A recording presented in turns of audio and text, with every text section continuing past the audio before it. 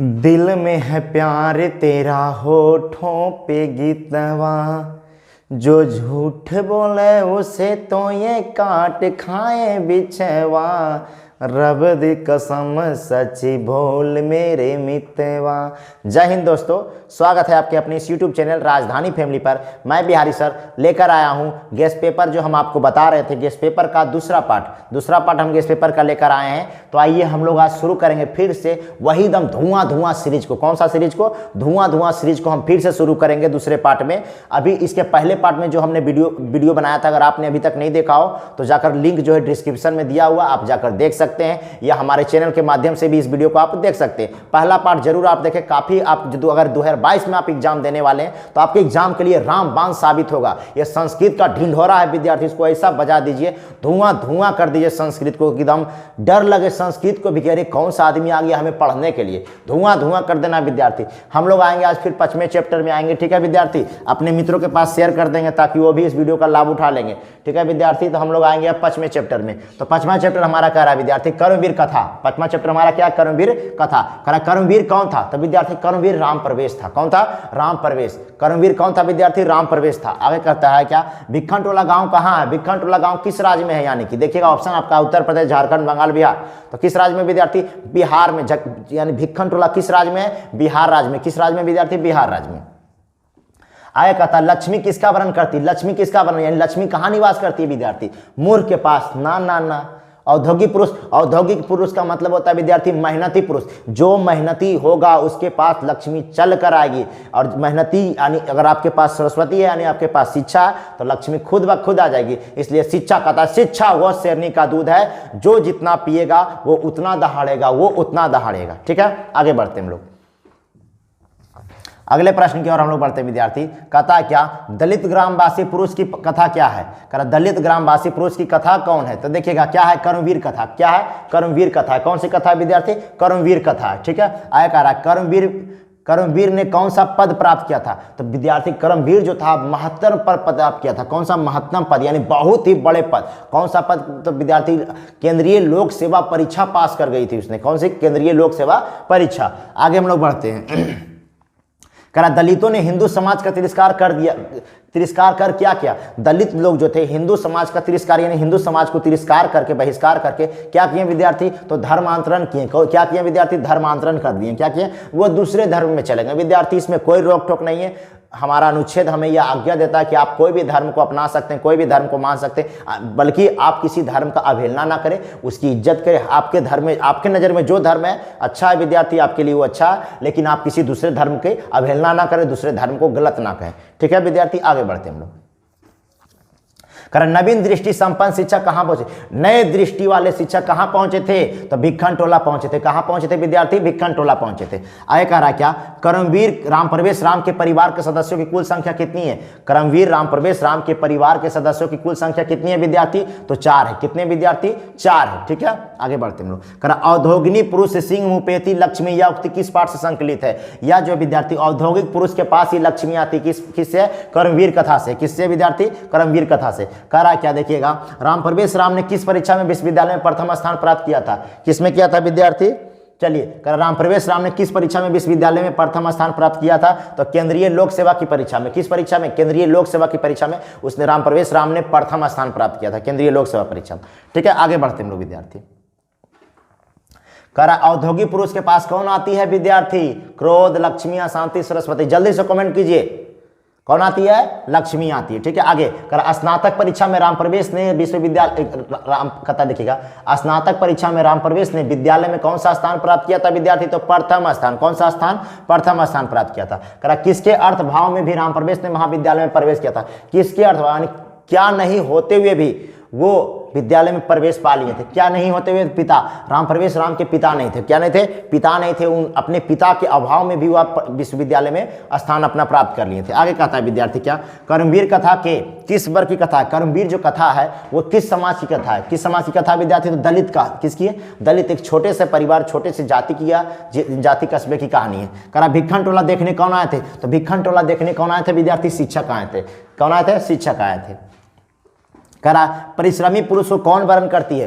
परिश्रमी पुरुष के बाद परिश्रमी पुरुष जो होते हैं उनके पास क्या निवास करती है विद्यार्थी, तो लक्ष्मी निवास करती है। कौन निवास करती है, लक्ष्मी निवास करती है। ठीक है, आगे देखते कर्मवीर कौन है, कर्मवीर कौन है विद्यार्थी, जीतन राम, नहीं जीतन राम मांझी जी हमारे मुख्यमंत्री रह चुके थे। ठीक है, जय राम, बलराम, राम प्रवेश राम, तो राम प्रवेश, कर्मवीर कौन है विद्यार्थी, राम प्रवेश राम, कर्मवीर कौन है, राम प्रवेश। दाम रटते रहना विद्यार्थी, रटतम विद्या लोटतम बल, कौन कहता है रटने से, आपको सिर्फ रिवीजन करते रहना विद्यार्थी। आप समझ के आप चैप्टर को भी अगर याद किए तो अगर समझ लिए तो काफी बेहतर।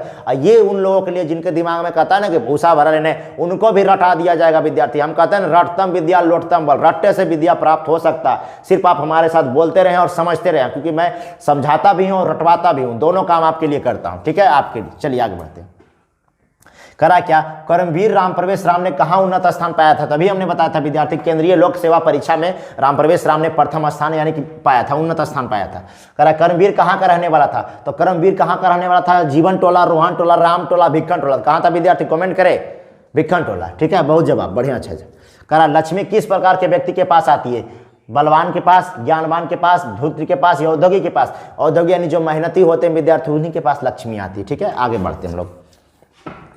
करा किसकी ख्याति सभी जगह गूंजने लगी, किसकी ख्याति, ख्याति का मतलब नाम, ख्याति यानी कि उसकी चर्चा होने लगी, तो किसका विद्यार्थी, राम प्रवेश। जब केंद्रीय लोक सेवा आयोग की परीक्षा राम प्रवेश ने उन्नत स्थान प्राप्त किया विद्यार्थी, तो उसकी ख्याति यानी उसका जो प्रचार चलने लगा, नाम चलने लगा, राम प्रवेश राम। ठीक है, करा हिंदू समाज को छोड़कर किसने धर्मांतरण अपनाया था, दलित समाज ने। दलित लोगों ने क्या कहा, हिंदू समाज को छोड़कर दूसरे धर्म में चले गए थे। ठीक है, आगे करा दलित पुरुष का नाम क्या था विद्यार्थी, दलित पुरुष का नाम क्या था, राम प्रवेश राम। दलित पुरुष का नाम क्या था विद्यार्थी, राम प्रवेश राम था। ठीक है, आगे बढ़ते हैं। क्वेश्चन नंबर 24 में था, कर्मवीर राम प्रवेश ने किस परीक्षा में उन्नत स्थान प्राप्त किया था विद्यार्थी, वही केंद्रीय लोक सेवा आयोग परीक्षा। ठीक है, इसका आंसर सी हो जाएगा। आगे बढ़ते हम लोग विद्यार्थी। कह रहा है कि स्नातक परीक्षा में प्रथम स्थान पाकर किसी ख्याति बढ़ी, राम प्रवेश राम की।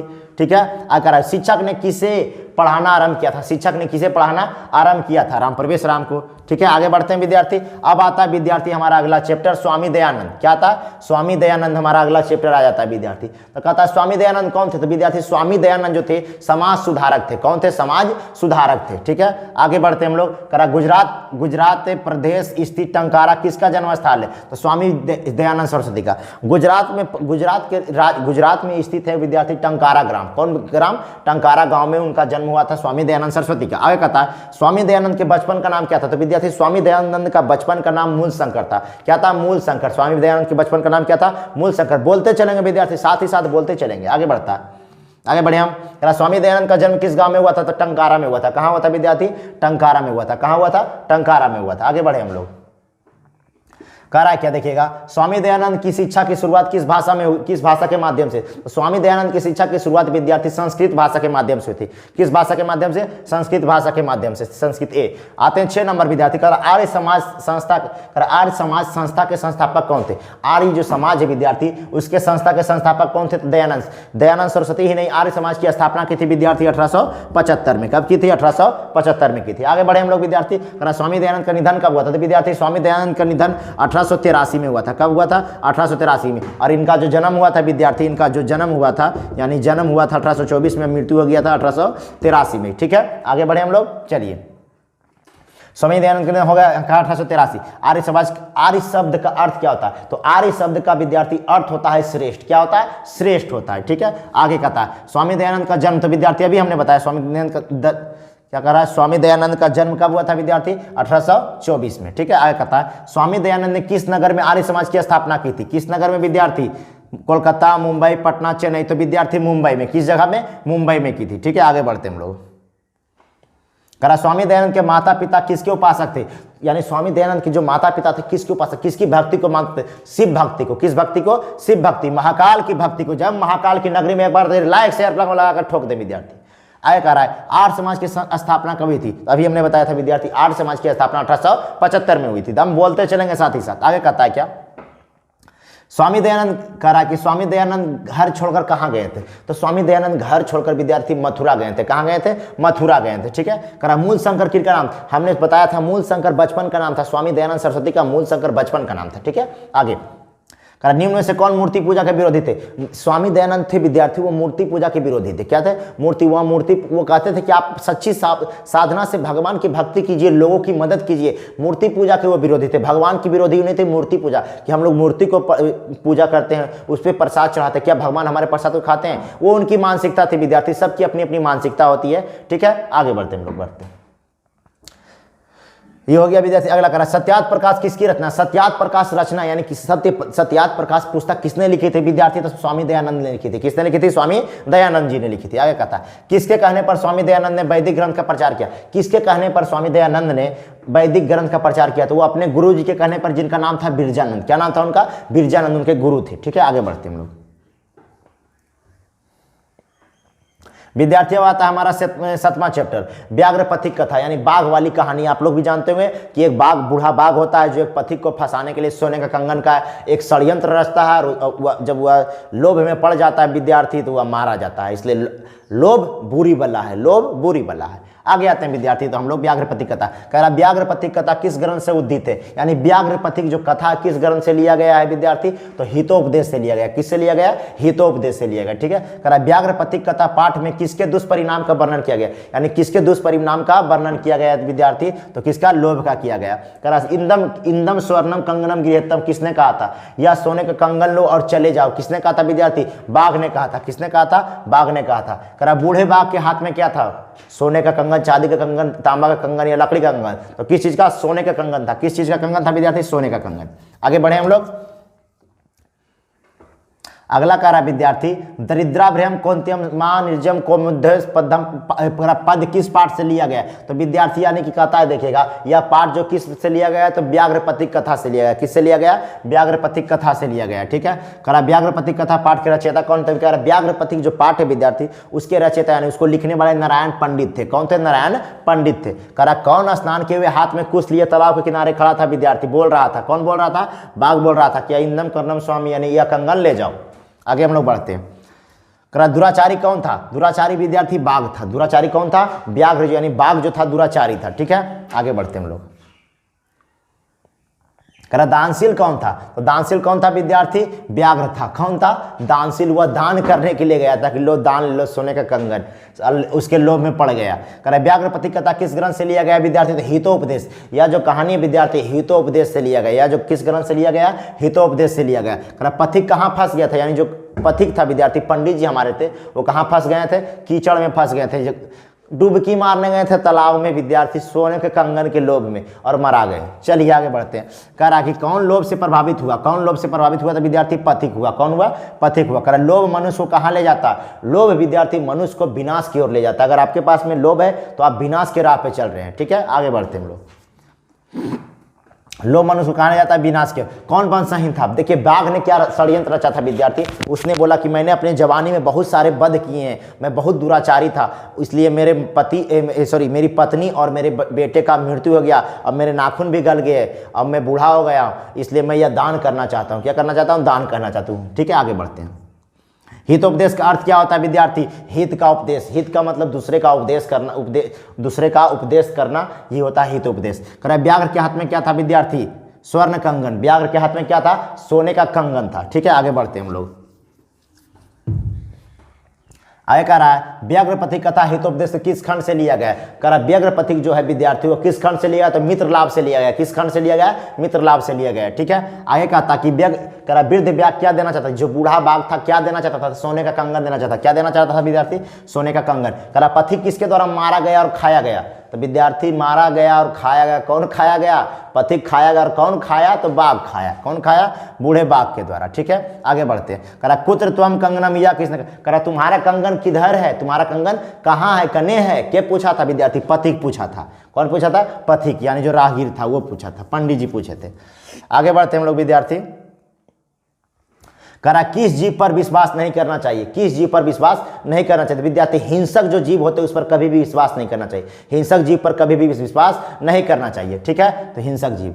अगला कहता विद्यार्थी, अब हम लोग आते हैं लास्ट चैप्टर हमारा है 8वां चैप्टर। ठीक है, तो 8वां चैप्टर करा विश्व शांति। विश्व शांति, तो आइए देखते हैं इसको हम लोग। करा ईर्ष्या और असहिष्णुता किसको उत्पन्न करती है? ईर्ष्या यानी ईर्ष्या माने जलन, और असहिष्णुता किसको उत्पन्न करती है विद्यार्थी? अशांति को उत्पन्न करती है। किसको उत्पन्न करती है? अशांति को उत्पन्न करती है। अगला कह रहा अशांति से क्या होता है? तो अशांति से मानवता का निवास होता है, सॉरी मानवता का विनाश होता है। अशांति आ जाती है विद्यार्थी तो मानवता क्या होता है? दिन पर दिन बिगड़ जाता है, यानी विनाश हो जाता है। आगे हम लोग बढ़ेंगे विद्यार्थी, कहता क्या देखिएगा, कह रहा बैर से बैर का समन क्या है? कह रहा बैर से बैर का समन क्या है? बैर से बैर का समन कभी हो सकता है? बैर से बैर जो है कभी मिल पाएगा? आप भी गर्म किस्म के और हम भी गर्म किसी के, कभी संभव है? नहीं, दोनों ब्लास्ट हो जाएगा। तो संभव है तो असंभव, तो क्या हो जाएगा विद्यार्थी? असंभव हो जाएगा। कह रहा एक देश दूसरे देश को क्या देखकर जलता है? उत्कर्ष को देखकर जलता है, उसकी बढ़ोतरी को, उन्नति को देखकर जलता है। क्या देखता है? उत्कर्ष को। कह रहा दुख का विषय क्या है? दुख का विषय अशांति। अगर आप शांति हैं विद्यार्थी तो आप सुखी, अशांति है तो आपका पास में दुख भरा रहेगा। क्या है? अशांति। करा वैरन वैरस से समनम असमम, यह उक्ति किसकी है? बैर से बैर होता है, यह उक्ति किसकी है विद्यार्थी? तो ये उक्ति भगवान महात्मा बुद्ध की। किसकी है? भगवान महात्मा बुद्ध की है। करा क्या देखिएगा, वस्तुतः इस संसार किस सागर में मध्य स्थित दिख रहा है? वस्तुतः यह संसार समय किस करा, वस्तुतः इस समय संसार किस सागर के मध्य में दिख रहा है, यानी किस सागर के बीचों बीच में डूबा दिख रहा है? तो अशांति के सागर में विद्यार्थी। किस सागर में? अशांति के सागर में डूबा। करा विश्व शांति पाठ में किस वातावरण का चित्रण किया गया विद्यार्थी? तो अशांति का। किसका चित्रण किया गया? अशांति का किया गया।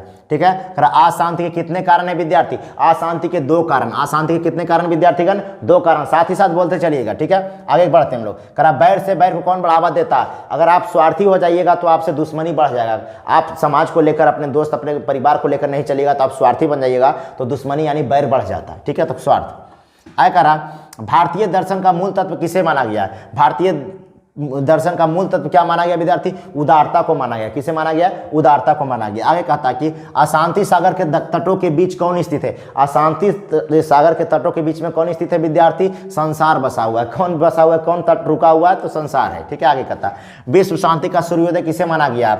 विश्व शांति का सूर्योदय, यानी विश्व शांति, विश्व में अगर शांति लाना है तो उसका सूर्योदय क्या? उसका सूरज क्या विद्यार्थी? परोपकार। क्या? अगर हम सभी एक दूसरे का परोपकार, मदद करना शुरू कर देंगे तो हमारे देश में, हमारे विश्व में शांति स्थापित हो जाएगी। ठीक है। कहता क्या? असहिष्णुता कौन पैदा करता? असहिष्णुता कौन? द्वेष पैदा करता। कौन पैदा करता विद्यार्थी? द्वेष पैदा करता। आगे कह रहा है कि मानवता के विनाश का भय किससे है? मानवता का विनाश का भय किससे विद्यार्थी? विश्व विध्वंसक अस्त्र से। विश्व विध्वंसक अस्त्र से। ठीक है, आगे कहता है उदार चरित्र वाले क्या मानते हैं? उदार चरित्र वाले क्या मानते हैं? वसुधैव कुटुंबकम। उदार चरित्र वाले क्या मानते हैं विद्यार्थी? वसुधैव कुटुंबकम। ठीक है, अतिथु देवो भव। आगे बढ़ते हैं हम लोग।